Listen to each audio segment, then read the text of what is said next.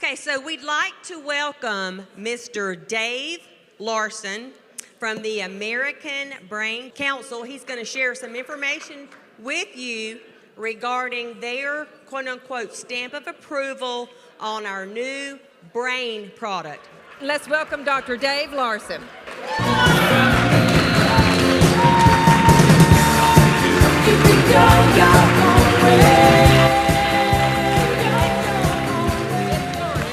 To tell you just a little bit about myself, I'm the education chairman for the American Brain Council, and as she noted, in the 6 years that we've been an organization, we've promoted and put our label on less than half a dozen different products. In fact, I think Swish was the first. Steve, around here somewhere? Swish was the first product that we endorsed, so we appreciated that.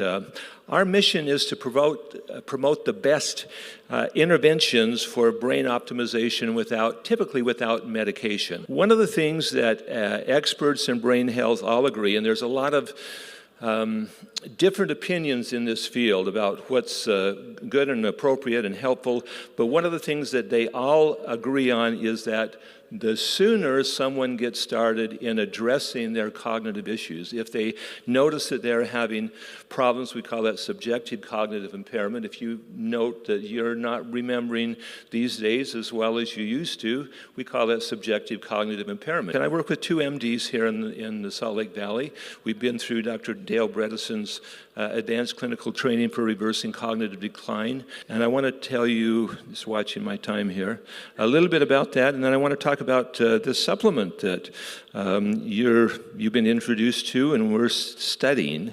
There are some amazing advancements coming with nanotechnology and nutrition, a lot of exciting things coming out. I made a note.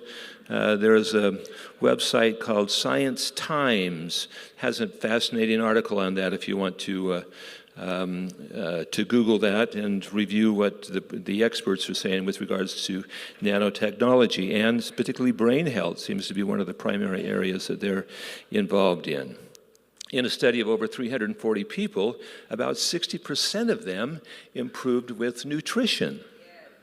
That's the number one item for if you know somebody that's having memory problems, okay? That's the number one thing that we know of that is helpful for them is improved nutrition. So let me go through some of the ingredients. I mean, this is really my forte. I've been studying ingredients for the brain for most of the last 20, 30 years. I published my first book. It's been about 20, actually, next year it'll be 20 years that talked a little bit about that. So I try to keep on top of this. I receive typically about a dozen emails every day talking about some new nutritional supplement, etc. But let me talk about what's in your product. Arginine. Is on the list that Ryan gave me at least, was the first one. He must have been going alphabetically, if so anyway. Arginine is one of the most important things to support healthy blood flow.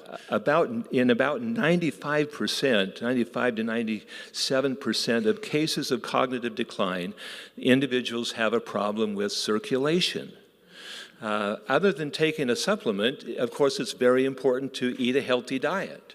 But people can eat the healthiest diets and take the best supplements, but if there's not something in there that can improve their circulation, then it's not going to do much for their brain.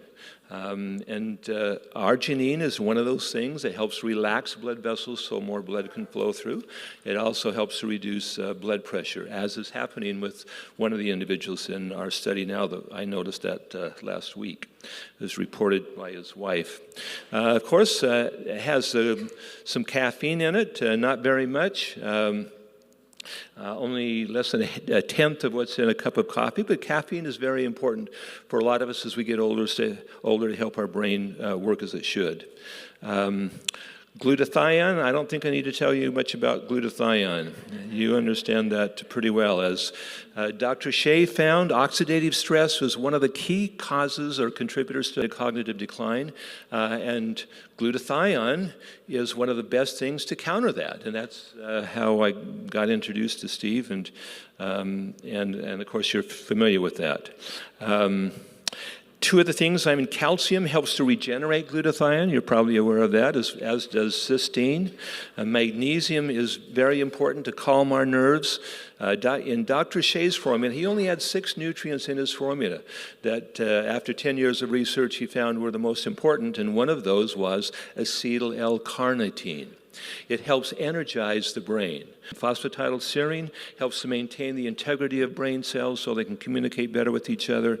L-theanine helps to have a calming effect so people can focus and concentrate on what they're trying to learn or whatever's happening with them. And it also inhibits, can inhibit cortisol, which we know can damage the hippocampus, the memory center of the brain. So L-theanine has several important roles there. Ginkgo biloba additionally is known to facilitate blood flow in the brain, as well as being an antioxidant. MSM and curcumin reduce inflammation in the brain.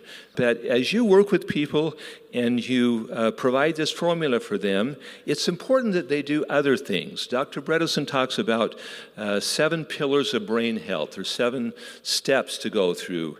Good nutrition is number 1. Physical activity is number 2. But what Dr. Bredesen found in his research, and why he was able to have the amazing results that he did, is that once we make this combination of good nutrition, good exercise, stress management, a good night's sleep, etc., all of those things work synergistically together to help a person get better.